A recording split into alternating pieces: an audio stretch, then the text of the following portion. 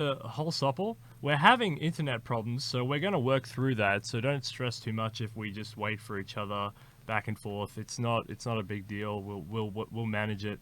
We're not sure which or what's happening with the internet, but it's the internet. So who knows?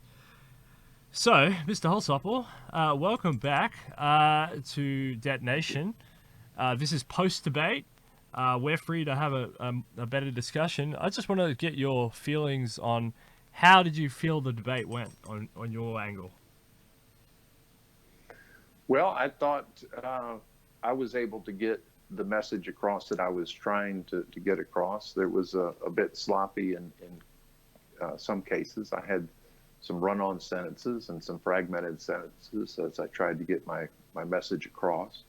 But I've gotten a lot of good response from the debate, so I was pleased with that, and I think I picked up some votes. I was very happy and thankful that you were simulcasting on that, Steele. That was good, and hopefully we get as many new viewers to the debate through the recordings and through Detonation as we can. That's what it's about, is getting that message out. I don't know how many of the staunch and the traditional transhumanists were listening. I think hopefully they're reading and they're paying attention to it, but we're not getting out through those debates to the greater public, at least live. And so my message hopefully was clear. Hopefully I was articulate, came off reasonable, and speaking no promises that I can't keep, but with a passion and a conviction of the platform that I stand for. So, I really like your approach. It's calm, consistent. You stay on message. You know your talking points, and you're somebody who doesn't get involved with the name calling and the other some of the low blow drama stuff that's going on. So I enjoy that. I find that's right in line with the sort of framework that's been set out. Is that a tactic, or are you just like that, just a gentleman? I try to be a gentleman, and I try to be assertive when I need to be assertive. But it's when there's a lot of energy that's going around that's confusing, that I don't want to. I'd rather just stay out of a conversation when it gets to where there's no real point and to where it's going. A lot of the bickering I couldn't understand, other than just making a point that and taking a side. And that wasn't something that I would like to take a side in until we were talking maybe something specific that could make a difference. To me, it was superfluous, the argument. And Gennady, obviously, so I'm that way. Gennady did some brilliant questions, and he really pushed people into uncomfortable corners. How did you feel? Did you feel his questions were, well, from my perspective, but did you feel his questions were fair and brought out the best in people, or did you dislike the questions? I think Gennady paid attention to what the candidates had said the previous time and what they were doing on social media, and he addressed that. So to me, he went to the weakness or perceived weakness of my one campaign issue, 222, being the primary, and he checked to see if I was aware and was supportive of some of the other transhumanist goals. And so to me, that was where the focus should have been, because I am new, and it's something that as I learn, that I need to be able to articulate to a wider message. So that was a good test for me, and I'm sure, hopefully there will be more if I do win the nomination. And with Rachel, she had some controversial issues that some people had asked about, and he addressed those with her. She got the chance to respond, and people can judge that. And also, so Rachel got a chance to address her questions. Ben Zion, the same. And so, yeah, I thought Gennady did an excellent job of finding the questions and moderating the debate. Yeah. So did I. I thought there was some good zingers in there. Um, I want to get into. I want to. So let's just put you under pressure for a second. Let's pretend you led the party. The baptism of fire for whoever becomes the primary candidate will be this Jeffrey Epstein scandal. Are you on top of the Epstein scandal? And what would you say in regards to the Jeffrey Epstein scandal? Well, we would be dealing with my character, not Jeffrey Epstein's character. And I've lived my life. We can hear you. It's okay. Yeah, we would be judging my character up against Jeffrey Epstein's character, and I would take that challenge all day long. So if people look and see what is this transhumanist party, that was in 2011. What's going on today? They're going to look more at Rachel, or Ben, and myself more than Epstein. Once they see it, so I see it almost any news is good news. It wasn't the transhumanist party that got the donation. It was an organization that many transhumanists belong to, but that doesn't mean that. I think Gennady's done many good arguments separating the two. But yeah, I don't see that as a negative for the run at president. I see it as anything as I don't see it as a negative. If anything, I see it as an opportunity to explain the party and what my platform would be if people.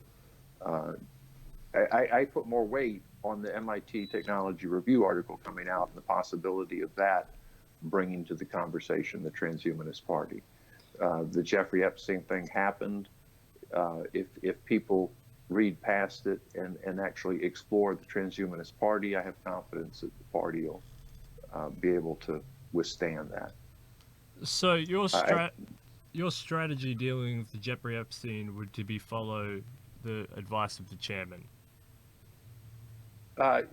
Well, yes, he and I haven't talked directly about handling of that, other than denouncing it and in a public forum and distancing the party from him, distancing us from him. So, yeah, I would take advice from people that have more advice, as long as it was denouncing, and I think we're all in agreement upon that. Okay, so your big platform policy is 222. It's this notion of water, shelter, and calories. Why is this so important after you've heard all the other debate policies and platform arrangements? Why do you think this is still the foundation block of transhumanism, as you see it? Well, food, water, shelters it requires for life, and 222 is basic minimum measurements that people can relate to. So, yeah, those basic amounts I see as being able to get attention wherever they come from, whatever party they come from. But 222 is a message that people say, hey, that's reasonable, that's feasible. What can we do that? Do we have the will to do that? So it provokes thought. And what we need as a party is something that sets us apart, that makes us something new, makes us something fresh, that becomes part of the conversation. And the other platforms, while they have some issues that are valid and want to move forward, they're not appealing to the general population. Most people in the street don't know that there's a move in many people that are dedicated to living forever or incorporating machines into the human body. They may have a machine in their body, but that's not a main political aspiration. So 222 relates to the common man, whatever party they're voting, and it also relates to the survival of the species on a healthy planet. So it, it's not my only issue, but it's the primary issue that I think will get the attention of the electorate. Yeah, because you think your argument is that because it restores health to a vast sway of people, whether they're inner city folk who are homeless or they're refugees escaping war and climate crisis, or they're generally disimpoverished by unfair economic systems. You think that this policy can address on a broad swath some of those issues, uh, and that assists with the survival of the species. Yeah, I lost you for part of that, but yes. So the 222 affects us all, right? We're all, and to me, it goes back to the Declaration of Independence, the Declaration of Human Rights, where it says that we're all guaranteed the inalienable human right of life, liberty, and the pursuit of happiness.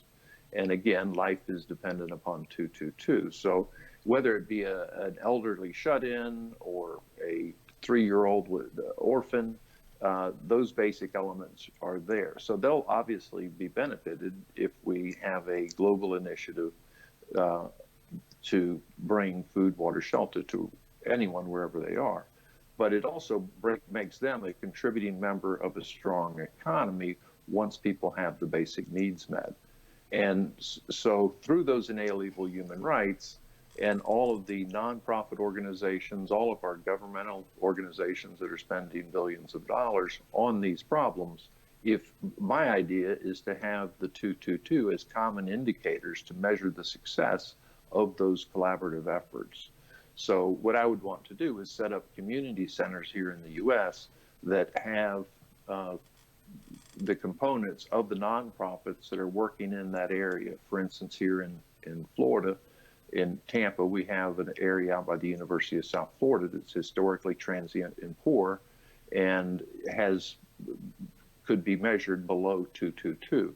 So there's already organizations working on that. So what I've done is introduce 222 to those organizations, and then we'll work on a collaborative proposal that we can go to foundations and get funding through the combined efforts, whether it be government or private foundations. So this is the 222 is not a government handout type of thing. Of course, there's government programs that need funded, but I believe the 222 can be used as common indicators. If used as common indicators, it can get rid of a lot of waste and corruption, both here and in our philanthropic efforts across the world. So 222, if it forms the basis, does it impact things like your foreign policy outlook and your other, like UBI? Does it line up with UBI and stuff like that? I mean, is that what it is? Is that what you're saying? Well, yes. Let's just say the look at the Marshall Plan, when I think that was when we went in and helped rebuild Europe, right? So we spent a lot of correct me if I'm wrong there, but I think that's where we are. If our foreign policy is to effectively help the countries that are in need of food, water, shelter, help them help themselves using innovation and technology, our foreign policy will be improved because we actually have a method of dealing with the population that we're trying to help, and it can be clear and transparent. And also the goodwill that hopefully we would gain by helping those nations. One, those nations would have, the population would have less reason to flee and become refugees and approach our borders or other civilized or developed countries and putting a tax on their economy and their resources. So yes, I think if we have a foreign policy that would do what we can through all of our agencies, and that's seen as our national policy, is helping the world adapt to the changes of the 21st century and the present problems that we have now, I think we would build goodwill, and we need something like that instead of just our military policy and the wasteful money that we do spend now. So the Trumpian and neoconservative strategy is to build a wall to stop the people coming in who are fleeing some of these problems and or cartels and or the other arguments, right? Your strategy is going out to these countries. Is it nation building? Well, it's humanity building. Each nation has their own way of governing, and that's something that we've always meddled in. We've always meddled in a bit anyway. But I'm not familiar with how you're interpreting nation building. If that means that we put all the money in and we wait for them to get started their own. But our humanitarian dollars now, between all the major foundations, there's billions being spent. So I don't know that how much the U.S. government has to increase any spending whatsoever. I think it's just how we allocate those funds, and how efficiently we do spend those funds. So I believe it's bringing humanity up, regardless of city, state, nation, continent, that we do have a shared environment. The air, the water, and the food on the planet is pretty basic, and it's easily measured and monitored at this point. We know what's effective, we know what's not, we know where the waste is, we know where the corruption is. We have all the data, more data than we've ever had. We almost have, and we can crunch it faster than we ever could. So we can come up with really good methodologies, candidate methodologies, if we communicate clearly what our mission and our goals are. And that's why I want to make it into a very simple, finite formula that we can measure. And I think if we do that, foreign policy will help take care of itself. And democracy will flourish in lands that people are free in. And you can't be free if you don't have, dignified access to food, water, shelter. It's pretty much by definition of a civil society. So, yeah, we need to help nations build themselves and help those people primarily within those countries, as opposed to the governments themselves. And then we can see what's an evil government. If they won't accept aid or won't accept trade, that we can see would benefit their economy and their people, then we can make a clear case for that. A two-part question here. Are you an adherent to democratic peace theory? And the second part of the question is climate change, global warming, global cooling. Well, what was the first one you said? Democratic peace theory, because you're talking about democracies flourishing, and usually with democratic peace theory, what happens is the proliferation of democracies, they don't go to war with each other. Democracies never go to war with each other. That's the theory.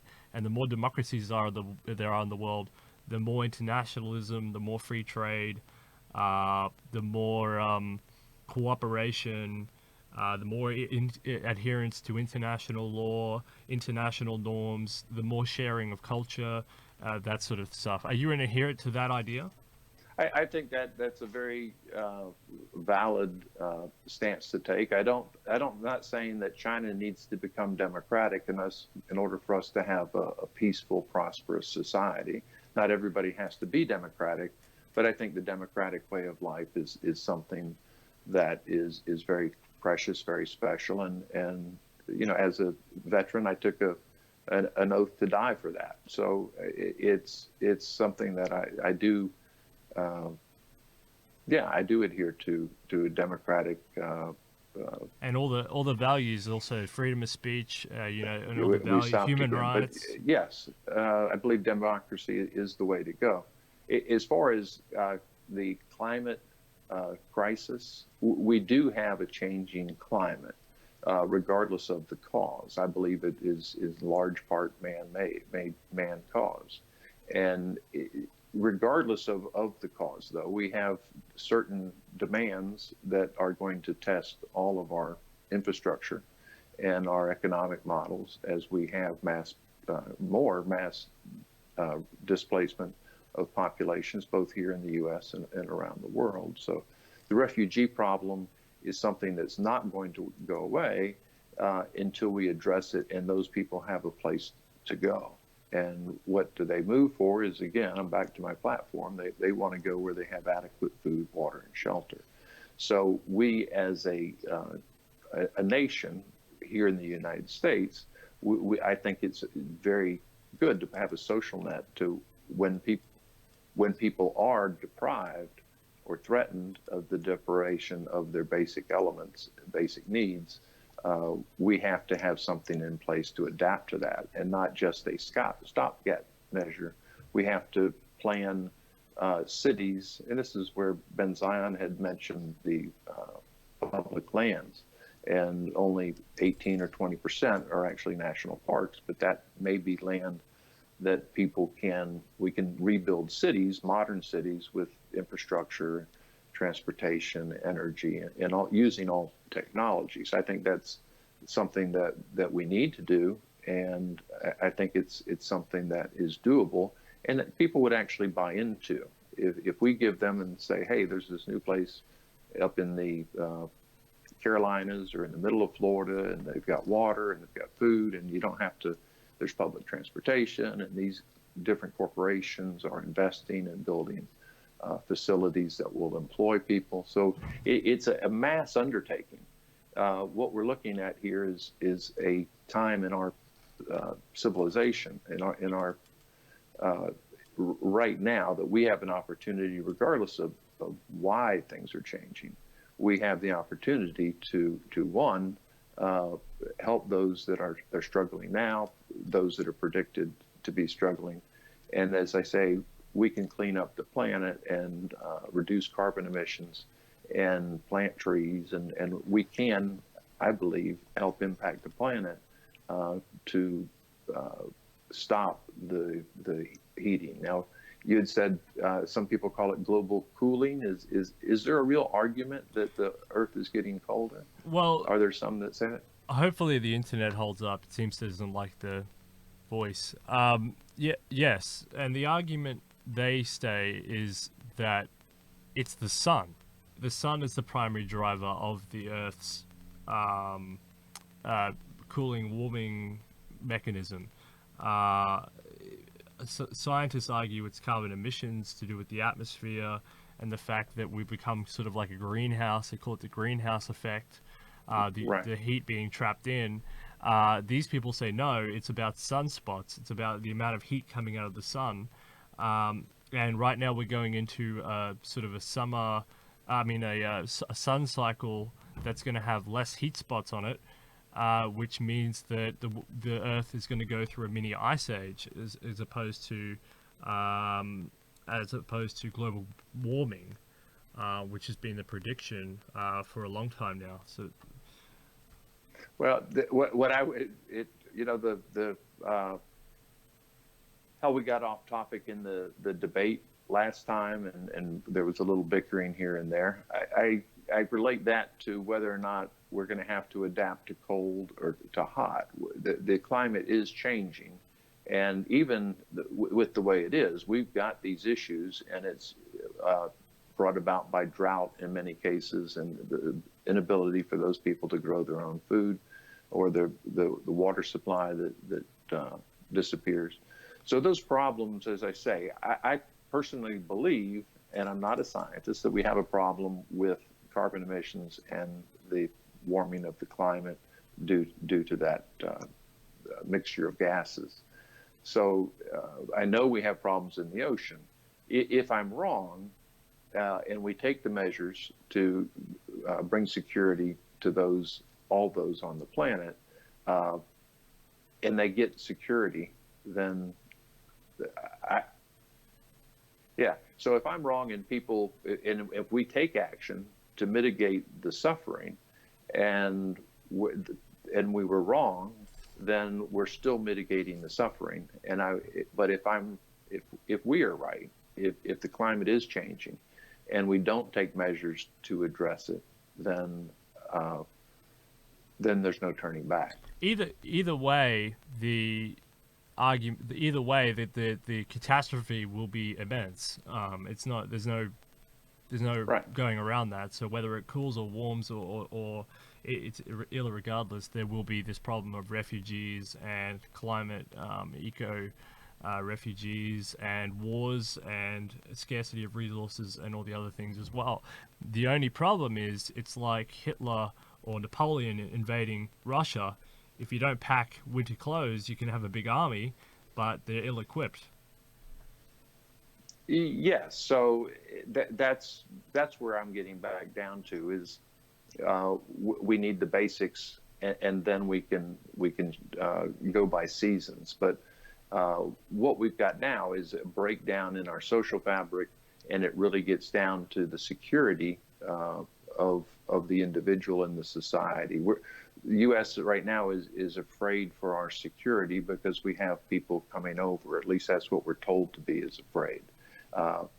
And we do need to be cautious. We do have to have strong borders in order to control who's coming in and not who's going out. I guess we can let people out, but those problems, as you say, are real. They're not going to go away, regardless of which way the climate goes. We still have all these problems to deal with, and if we deal with them and we take care of things here in the U.S., we're strong enough to help those elsewhere, which will make our borders more secure.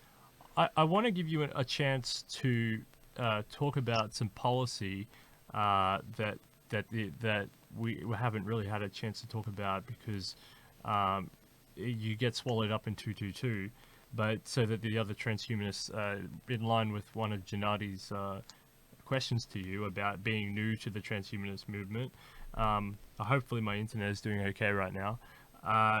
You were encouraged by Newton Lee, which is awesome, because Newton Lee thinks that you 222 and your ideas and visions line up with the party and line up with the future projection of the transhumanist movement. So I'll just say this word, and you just tell me what your platform is or what your thoughts are as a leader. And we know you would gather together a consortium, a cabinet. That's great. But do you actually have any ideas on these things? So I'll start with artificial intelligence, AI. What's your ideas on AI? What's your ideas on artificial intelligence? Well, I'm not. I know that there's a move to make it have the rights of sentient beings as AI progresses, and I've been trying to read up on this actually to catch up on what the different theories are. I'm certainly still no expert, but as we get the information, it goes back to what I started to say about all the data that we've got. We've got the opportunity, if we formulate our equations, into we've got the opportunity to make some really good decisions on some critical issues. And I think artificial intelligence is much more reliable than we are, as long as we know what we're asking. And if we use artificial intelligence now and we develop it over these next 10, 15, 20 years, phenomenal things will be happening. And they already are, just as evidenced by how we're talking now. So if we had something, and pretty soon we'll have that button that'll find out exactly why the signal's not correcting, and it'll be an easy correct. But I'm not an expert in AI, but I see robotics coming along just phenomenally, unbelievably, really.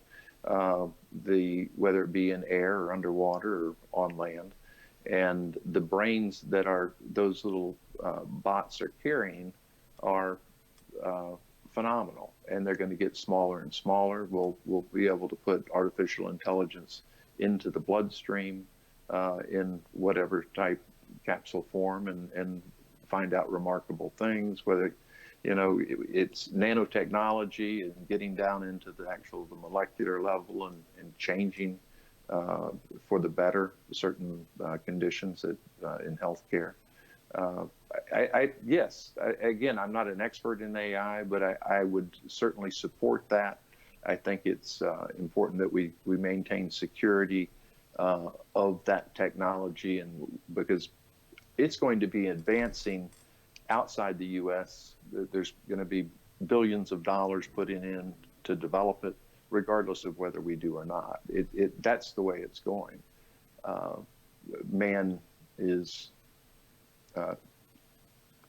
Mankind is going to make those advancements, whether or not the government finances them or not.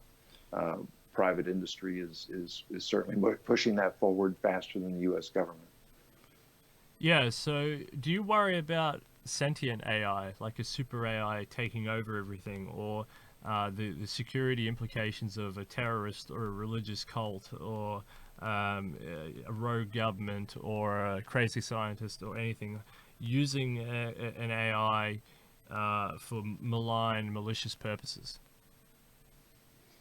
That's possibility most certainly exists. It certainly does. Anything can be used for evil, and there's going to be someone out there that tries to use it that way. It's important we stay ahead of AI. It's important that we stay ahead, whether it be AI or with all the gun violence here in the U.S. People are going to use the gun for horrific things. People will potentially try to use AI for horrific things. That's something that we certainly have to have our national security and our international security measures in place to anticipate that. You're talking like a strong U.S. nationalist here. It's on a national front. So you're saying that AI is sort of a American strategic problem. It's a beneficiary, but it's also an ethical issue. Whoop. It's also an ethical issue for the U.S. government in terms of national security. Well, it's certainly an issue as far as national security, and it's something that we have to continue to look at and also take advantage of. I mean, our DARPA, for instance, they're spending what they need on AI at this point. I don't know their budget, but I would imagine they have a certain high priority to that, because that's what they're charged with, is making those advancements in technologies that would help our security. So AI is here to stay. It's not turning around. It will only get more sophisticated, and so will the villains, if you will. Let's talk about robotics. Robotics is something that assists massively in manufacturing. Are you worried that there'll be no more jobs in the future and there'll be a bunch of layouts?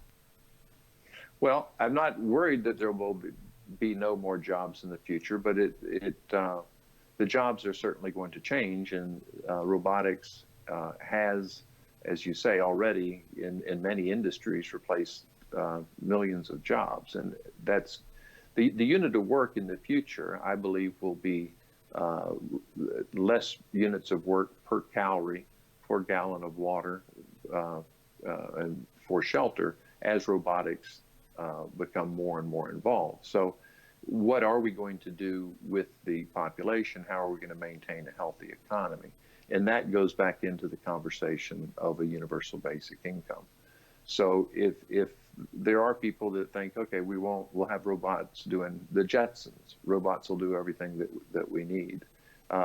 That's a long way off in my lifetime anyway. But the layoff of jobs in the different industries, the traditional industries, the fossil fuel industries particularly, and the driving the car, all of this different automation that is taking place is certainly threatening jobs. And I believe we have to, again, go back to the basics of what is required.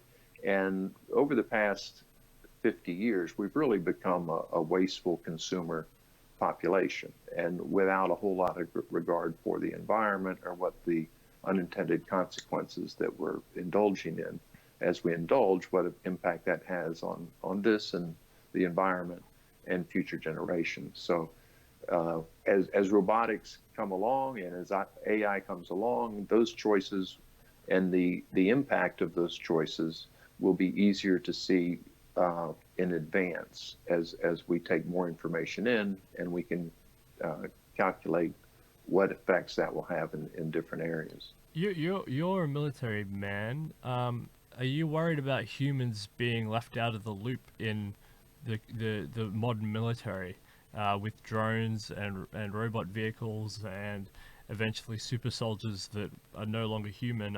Is that an ethical problem, or do you think that warfare is going to go all robotic autonomous? Well, already, I mean, we've come so far with drones and missiles and all of that the technology that we've got. The soldier has been far removed, and I would like to remove the soldier further where possible. But I would like to refrain from the use of force wherever possible. Those bad guys are more easily identified, and for those populations, those groups, those nations that want military confrontation or will not allow.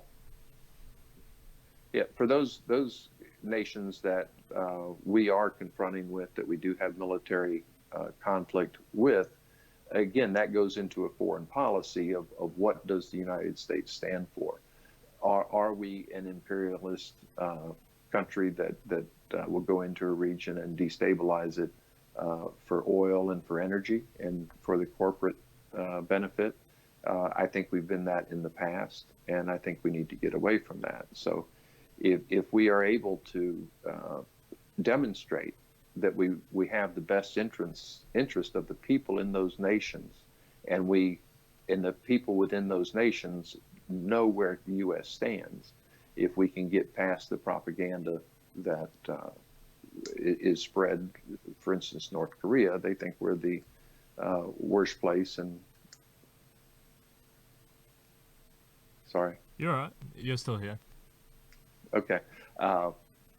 Yeah. So I forgot the original question. Steele. So robots in warfare, but yeah, you were concluding with North Korea. Yeah. Well, again, what we need is a foreign policy that the leaders can actually see that we're genuine and we have a solution that will help their people. And if we can actually come up with a solution and a trade agreement, and we actually can show what we're doing, not just say that we're doing it, so that we can, through the internet, if we can get a message out that this is what we're trying to do, this is what is required. We negotiate in the dark at this point, and I realize there's some national security issues involved with that. But I really do think that we negotiate too much in the dark, particularly with the sanctions that we put on different nations, economic sanctions that hurt the people that are involved. Let's talk about the Holsopple space plan. Do you believe that people are going to become multiplanetary, Moon and Mars in particular? I think if we can maintain this planet first, we'd be doing pretty good. If we can stay around long enough to make that happen. But I certainly see that as an eventual thing, whether it's in, that little thing of speed of light is a problem to actually inhabit other stars and other galaxies. Other planets are going to be very energy intensive. But yeah, human ingenuity, I believe, can get us to Mars and have some sort of life established there. I don't see it flourishing. I do see some mining operations. Now you're back to robotics. So it may not be necessary to put man on Mars if we can have machine shuttling things back that we might find there useful, or the moon or any other planet. But that's a long way off in my imagination. I think Elon Musk says it's coming a little sooner, and he certainly knows more than me. So I would take that into counsel. So you don't have any NASA budget increases on the books, for example? I don't know. When I look at the budget, and you'd mentioned that I'd mentioned the cabinet positions and talking to people that are familiar with the certain issues. So I know that NASA is doing better now with funding than they were not long ago, is my understanding. And we're making advances, and I would want to continue making those advances, not only for the exploration itself, but for all the different discoveries that we're making along the way in science and technology, and therefore impacting the people right here on planet Earth. So your vision is to clean up Earth and make Earth a Garden of Eden, and send robots out to do the mining and the other work, essentially. Is that what you're saying? Well, you'd taken me to the future, and you said, "Will we ever?" But yeah, I would think that if we have the robots and we have the resources here to take care of us and serve humanity, then we certainly should use it in that regard. As you had asked, if I thought that there were bad guys going to be trying to do something different, and they certainly will. I think we need to totally re-educate ourselves on what's critical and cause and effect of things, to where people don't act badly out of frustration that they're not being listened to, they're not being, there's nowhere for them to fit in. So I think we need social programs to really bring community together, and at the same time, we're working on at the very high level that very few people are actually making those decisions and making those discoveries. We need to bring what's most useful into the public realm for the betterment of all. And so, yeah, if robots can do the work, I'm all for. I don't want to drive the spike in the railroad. I'll have that steam hammer come by every time. But I think we need, as a species, we need to maintain an understanding of biology and what work is, and the ethics associated with that, and responsibility and community, those things that we need to teach, along with the skills and the information for people to make advancements. And those type of jobs, when people want to make discoveries and do something new or start a new organization, it's not going to. I think we do need our exercise, we do need our mental challenges, and we don't need just a bunch of adults waiting around for the robot to bring their pina colada to the table. I think some amount of struggle is good for the human species, for the individual, and probably for the group when you have struggle and you come together to meet certain challenges. I don't see a utopia, if that's what is the answer to that. Okay, so you talk about food, water, and shelter, but something else that's going to be absolutely vital in the as to skill for the upcoming workforce is education. Do you have an education policy? Is education a factor in 222? Is it built into the fact that once you have these basic necessities, education is almost guaranteed? What's your education policy? Well, I think education is critical to achieving 222, because it's not something that is going to do itself. We have to understand what challenges that we face individually and as a group, as a nation, as a species. And we're back to the real and present dangers of, I believe, climate change and nuclear proliferation, and the The sooner we come together and educate ourselves with real, reliable information on what our best course of action is, uh, and we have a common goal, then we can educate on real, pertinent information as opposed to just so many MBAs and lawyers to try to uh, extract from the present economy. We, education, I think, is critical to start with to achieve 222, and not just the math, science, and we need more psychology, psychiatry, and current events, ethics. So yeah, I think education is critical, but it's not to prepare people for a job that won't be there 5, 10, 15 years from now. Because you can't predict it. Is that what you're saying? You can't predict what the workforce would be, so you need a base to run off. Yeah, everybody needs to, in my opinion, be literate. They need to know what is critical.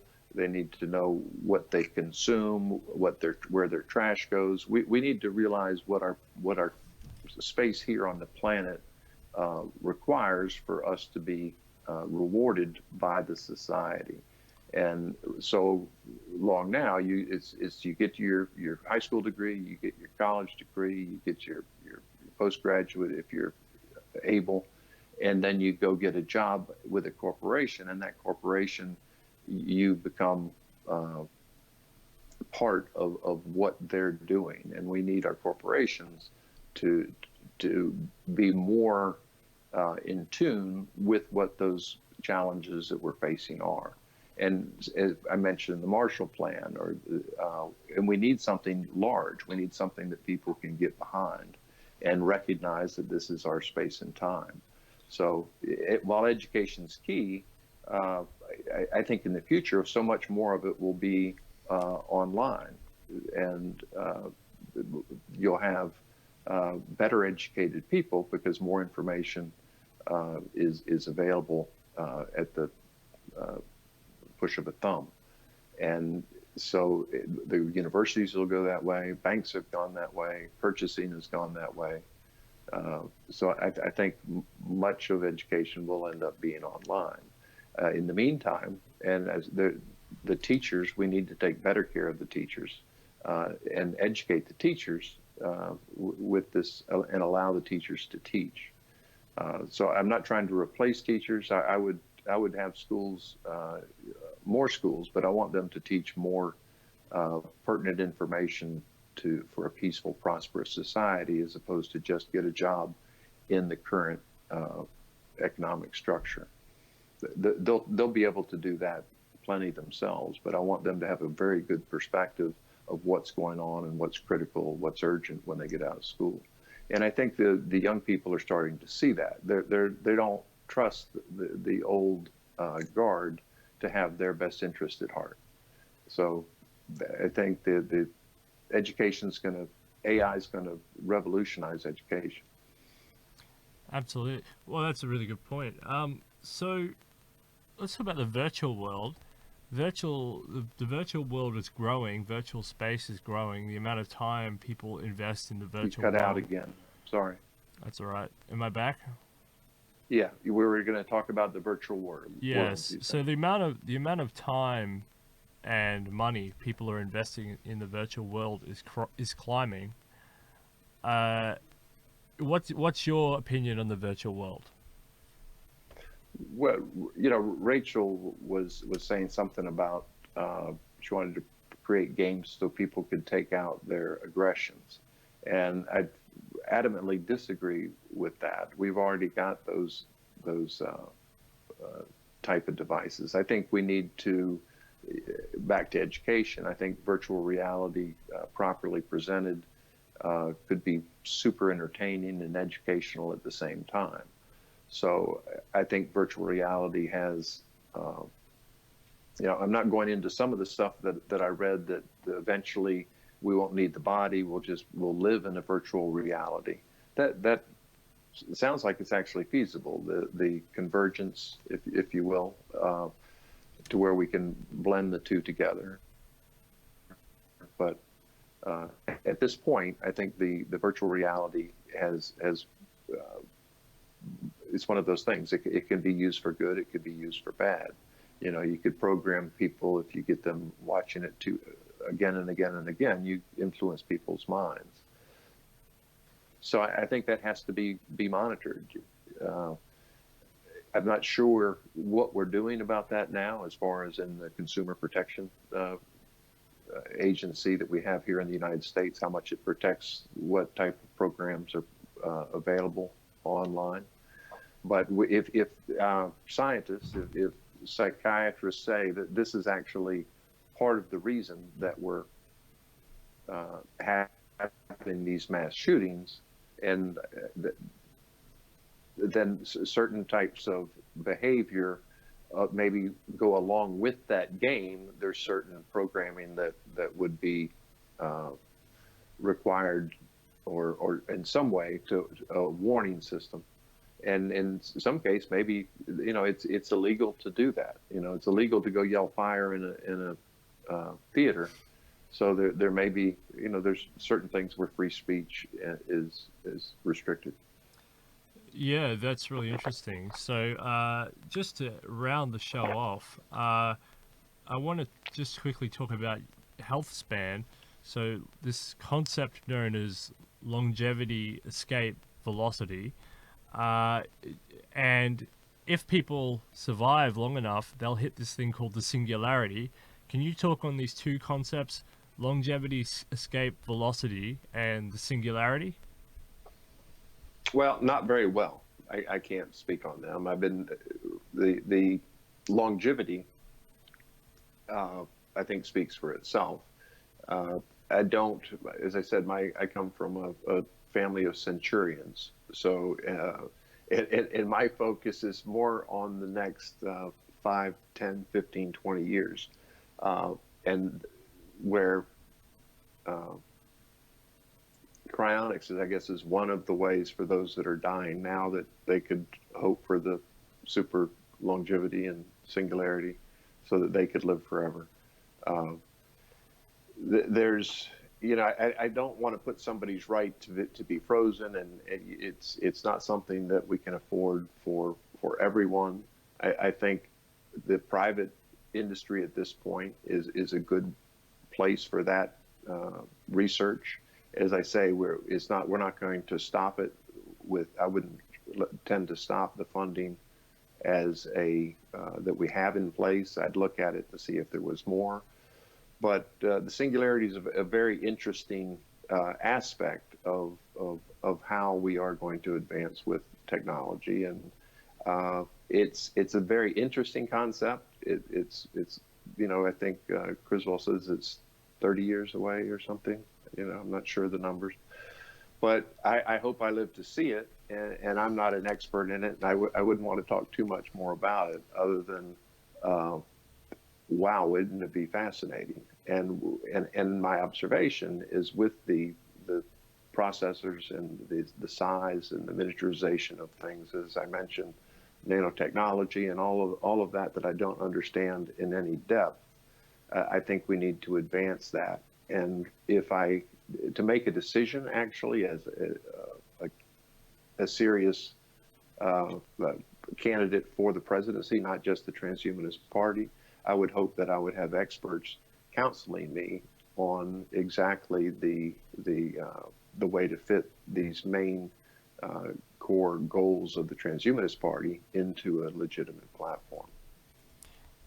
You said that, you know, you have to approach your campaign as a big idea. You know, you need a big idea. Mm-hmm. And I like this because it's a big idea, and you defer. Great leaders defer to people who know. They outsource what they don't know to people who know. And although you keep saying, you know, I would ask experts and consult with experts, I actually think that's a strength, to admit that you would need to consult somebody who. It's the truth. Yeah, somebody who claims. I promise to always speak the truth. Yeah, somebody who claims to kind of. I hope my internet doesn't cut out. Somebody who claims to know all of the actions is probably missing something, or they're probably not absorbing ideas of other people, or facts that I don't. And I wouldn't trust somebody. It's a bit awkward. Like Donald Trump, for example, is a bit like that. He's a bit like I know everything, therefore I don't need to consult with people. And it's a bit at times it's a bit worrying at times. It's nice to hear somebody say I would sit down in a room. I mean, actually, Donald Trump does sit down in a room and do that. It is a bit of he is a bit of a show pony, because when you actually watch what he does consult with people. Doesn't agree with them all the time, but he does consult. But he doesn't admit that he would, and I think that's a little bit of a weakness, especially in talking about the president. Yes, he is. I'm really he's a mystery to me, really. I mean, he seems like a simple bully, and he reminds me of someone. If you're out at if you're camping and you've got enough firewood for the night and that's all you can get, there's no more, and he comes by and everybody's sitting on a nice little stable fire, and he wants it brighter, and he comes along and throws all the wood on the fire to make it lighter, when anybody could have done that. But he's going to be the hero. He's going to hey, let's have a big old fire, and then he dances around and it makes his show. I don't think he's thinking long term. He denies totally climate change or any relationship to man's actions. And he's also not taking care of the refugee problem in a systemic way that will make a difference. He's just saying we need to build a higher wall, strengthen a wall, turn away more people. And he's not looking at the effects that climate change is having on the different parts of the world. So I don't think, he says he knows everything. I believe him to be a very stable genius in his own head, but he's I think he's dangerous. The thank you for bringing up refugees, because you're one of the only candidates that's done that, and that crisis will lead to a clash of civilizations, especially in Europe, and you will end up with not just a humanitarian issue where everybody's fleeing, but you will end up with wars and conflicts over this, because especially how Europe is now dividing along ethnic, religious, nationalist. It's breaking up, and Russia is and the United States are both looking at Europe, which is now becoming a fragmented, tiny, insignificant place. And it's gonna cause a lot of death and destruction in the long run. If this is why I endorse this. You have to go to the source countries and fix the source countries, such as Syria, Lebanon, Iraq, Afghanistan, and other places, to stop in North Africa, to stop the refugees going up to these Western countries at the source. Otherwise, they will just keep coming, and they will come in more numbers forever. It's not going to stop. And then you're going to end up with these conflicts in Europe, and it's going to be much worse. We know what Europeans can do to each other. That's World War One, that's World War Two, that's genocides, that's going back through the whole history of Europe is bloodshed. And it's only this little blimp of post-World War II where they've been relatively peaceful. I mean, they've still been fighting each other, Bosnia, Herzegovina, Georgia, etc. Still sort of fighting each other, nothing on the Napoleonic War scale, etc. But there is going to be a massive day when that whole thing explodes, that powder keg explodes, and it's because people like you couldn't get the message across that you have to fix the source country. So thank you very much for addressing that issue. I haven't heard that from the other candidates. Well, it's not the cause, but it's certainly refugee is it's systemic. The whole thing is, why are they being displaced, and how do we assimilate them into our society is exactly right, and it's something that if we don't address, as you say, we're it's not going to go away. And that's why the 222 is there, is what systems, what practices need to change in those countries, and how can we get to those leaders. So what I would be most thrilled with, if I was in a position to talk to other foreign leaders, is to see exactly what they're thinking, really. Why they're holding on to the particular policies that they have that are detrimental to their population and to the global population. And I would start that right here in the U.S. and look at the legislation that's proposed, of all of the different Congress, and what they're trying to do to some of these core issues, what legislation is being held up, and then have that as the discussion and bring it to the people, and popularize what is right, what is sound, and what will benefit the people. I want to make that into a conversation. We've run out of time, but I have one more question I have to ask you before you go. Mm-hmm. Humanity Plus, do you stand with them, or are you against them in terms of the donation? I know this is a dividing line with the Haywire Ben Zion camp. I have to ask you where you stand. From what I've read, the donation was not directed in any specific method to spend, and with what I know about it, I think it's a non-issue at this point. It was 8 years ago, and the party today, I wasn't a transhumanist 4 months ago, so you can't blame the transhumanist party for what I did 10 years ago.